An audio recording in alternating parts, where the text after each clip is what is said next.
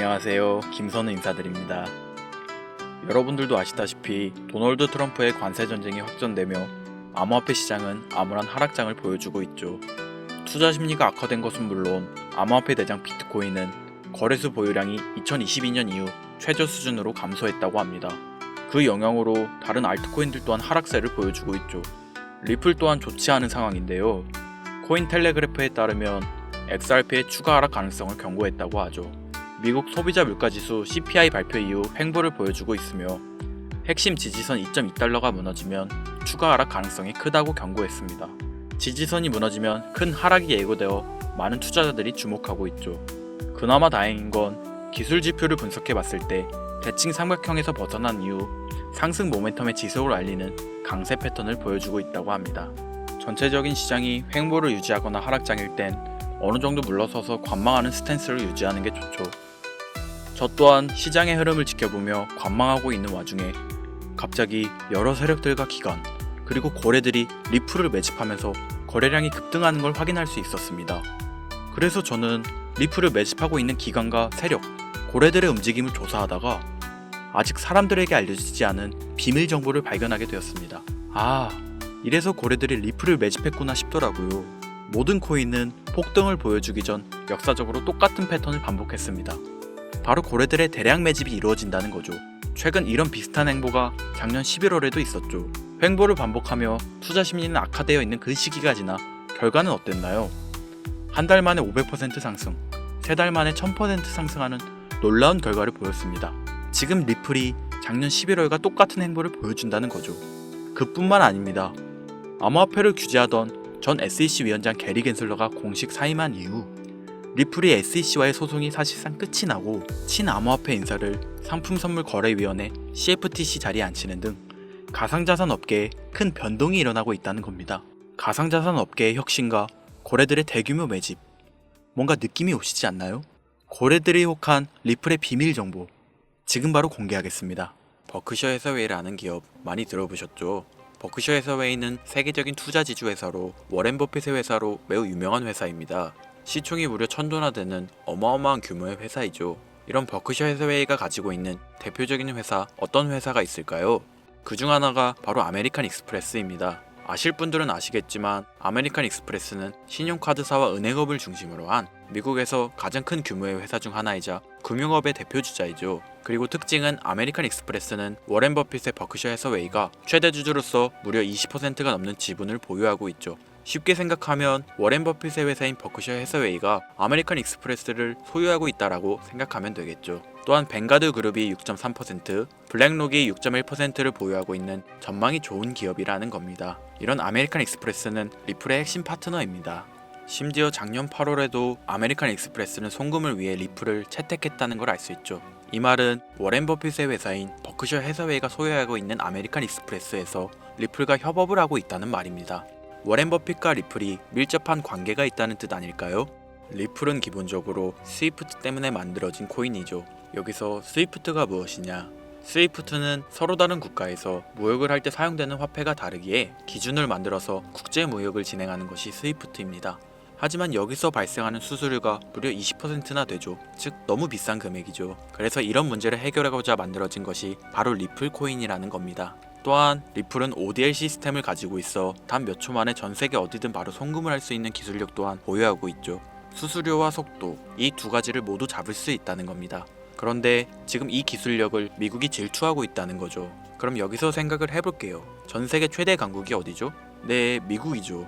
미국은 우스갯소리로 미국과 나머지 전 세계들의 국가들이 전쟁을 펼쳐도 미국이 밀리지 않을 거라는 이야기가 있을 정도의 강대국입니다. 단적인 예로 미국의 2022년 국방비 순위를 보시면 미국의 국방비 금액이 2위인 국가부터 10위인 국가인 국방비를 합친 것보다 무려 23%나 많은 금액을 국방비로 쓰고 있다는 겁니다. 물론 이것만으로는 단순 군사력을 비교할 수는 없겠으나 이 정도로 엄청난 초강대국이라는 거죠. 이 이야기를 왜 하냐면 미국은 전 세계의 패권을 쥐고 있는 강대국이라는 겁니다. 단순히 군사력뿐 아니라 경제력으로도 말이죠. 요즘 시대는 힘으로 찍어 누르는 시대보다 자본주의 세상이기에 경제 패권이 엄청나게 중요하다는 거예요. 지금 전 세계 공용화폐로 쓸 수 있는 유일한 화폐는 바로 달러입니다. 하지만 이제는 세상이 많이 바뀌었어요. 언제부턴가 현물화폐보다 편리하고 안전하며 유동성마저도 뛰어난 암호화폐가 탄생을 하고 말았죠. 이 암호화폐가 탄생을 하고 오랜 시간이 지나지 않아 달러의 패권이 달러의 입지가 조금씩 흔들리기 시작했고 지금은 수많은 암호화폐들이 달러의 자리를 위협하고 있는 상황입니다. 앞으로 암호화폐가 달러를 잡아먹게 된다면 미래의 미국은 전 세계의 경제 패권을 줄 수가 없게 되죠. 그래서 어떻게 하고 있죠? CBDC, 센트럴 뱅크 디지털 커런시, 즉 중앙은행 디지털 화폐. 미국에선 이 CBDC를 이용해서 달러를 디지털화시킬 계획을 가지고 나왔다는 거죠. 하지만 CBDC를 발행하기엔 오랜 시간이 필요하기에 그 시간 동안 달러의 패권이 흔들릴 것이고 그리 된다면 달러의 입지가 위험해지고 경제 패권을 더 이상 줄 수 없게 될지도 모른다는 거죠. 그래서 미국의 바이든 정부는 암호화폐를 규제하기 시작했습니다. 수년간 암호화폐를 규제하고 압박을 했죠. 하지만 이제는 그게 더 이상 불가능해졌다는 거예요. 세상이 달라졌다는 거죠. 그리고 그걸 알고 있고 세상의 흐름을 읽고 있는 트럼프는 비트코인 컨퍼런스에서 암호화폐 대통령이 되겠다라며 자신있게 외쳤던 것이죠. 그리고 그가 당선된 이후 정말로 친암호화폐 정책을 펼쳐나가기 시작했죠. 이미 뛰어난 사업가였던 그가 이 흐름을 놓칠 이유가 전혀 없다는 겁니다. 자, 그렇다면 앞으로 리플의 행보 어떻게 될 것 같으신가요? 정확히 잘 모르시겠죠? 그래서 제가 그에 대한 답변으로 엄청난 자료를 찾아왔습니다. 이 정보는 제가 우연히 발견한 정보인데요. CBDC를 위해 기반으로 삼을 가교통화 코인의 적합성 및 미 연방지구별 논의사항을 보여주는 자료입니다. 여기에 보시면 보스톤, 뉴욕, 필라델피아, 애틀랜타, 시카고 등등등 수많은 미국 지역들의 통합 예측 자료가 나오고 있죠. 여기에서 아래로 쭉 내려보면 크로스링키드, 즉 가교통화로서의 적합성을 보여주는 표가 있습니다. 대부분의 코인들이 부적합이라고 나와 있습니다. 하지만 여기 리플과 시바이누가 보류라고 표기되어 있는 걸 확인할 수 있었습니다. 뭐 그럴 수 있어요. 리플은 법적 공방이 남아있고 시바이누는 탈중앙화를 목적으로 나온 코인이다 보니 어찌 보면 CBDC와는 어울리지 않을 수 있죠. 하지만 다르게 생각해보면 두 코인 모두 세계 어디든 자유롭게 금융 서비스를 제공받을 수 있다 보니 이보다 더 뛰어나고 자유로운 가교통화가 있을 수 있을까? 라는 생각도 들긴 했죠. 그런데 여기서 저는 충격적인 내용을 확인할 수 있었어요. 여기 보이시나요? 시바이누조차 보류로 나와 있는데 이 생소한 코인이 적합이라고 나와 있었습니다. 진짜 너무 생소한 코인이었어요. 그래서 이 코인의 정보를 좀 찾아봤는데 정말 신기할 정도로 정보가 없었습니다. 그런데 바이낸스에는 이 코인이 상장이 되어 있더라고요. 그래서 저는 의구심이 들었습니다. 전 세계 은행을 이을 수 있는 가교통화 자리에 아무도 모르는 코인이, 그것도 정보도 별로 없는 코인이 리플과 시바이누보다 높은 자리를 선점하고 있다? 그리고 신기할 정도로 정보가 완벽하게 통제가 되어 있다?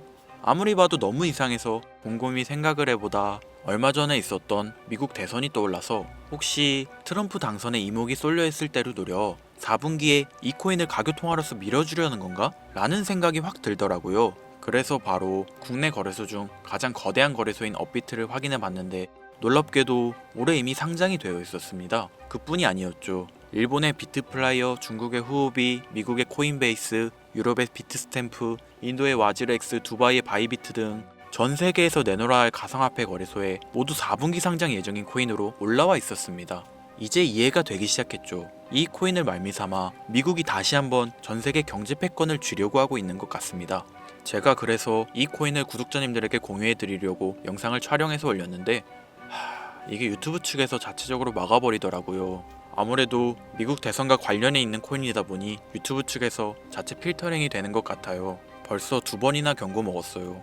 한 번만 더 경고 먹으면 더 이상 구독자님들께 좋은 영상을 제공해 드릴 수가 없어서 어쩔 수 없이 상단부에 있는 제 개인 번호 010-8056-5800, 010-8056-5800 이 번호로 코인이라고 적어서 문자 보내주시는 분들에게 해당 코인 정보를 제공해 드리려고 합니다. 구독자님이신 걸 확인하는 즉시 해당 코인에 대한 정보 바로 제공해 드리도록 하겠습니다. 요즘 저를 사칭해서 정보를 팔아먹으려고 하는 악질업자들이 너무나도 많이 늘어나고 있습니다. 제보가 진짜 빗발치고 있어요. 다시 한번 말씀드리지만 저는 절대로 금전을 요구하거나 멤버십 가입 유도 및 개인정보 등을 요청하지 않습니다. 그런 사칭범들이 워낙 많아 문자 보내주시는 분들 한 분 한 분 제 구독자님이신지 확인 후 공유해드리다 보니 약간의 시간이 소요가 된다는 점 다시 한번 양해 부탁드립니다. 저는 많은 거 안 바래요. 오로지 제 채널을 키우기 위해서 제 영상을 보시고 제 채널 구독, 좋아요, 알림 설정 그리고 댓글 정도 남겨주시면 저는 그걸로 만족합니다. 그러니 이것 외에 요청하는 게 있다면 제가 아니라 사칭이니 조심하세요. 앞으로 더 좋은 영상, 더욱 도움이 되는 정보로 다시 찾아뵙겠습니다. 오늘 하루도 고생하셨습니다. 김선우입니다. 감사합니다.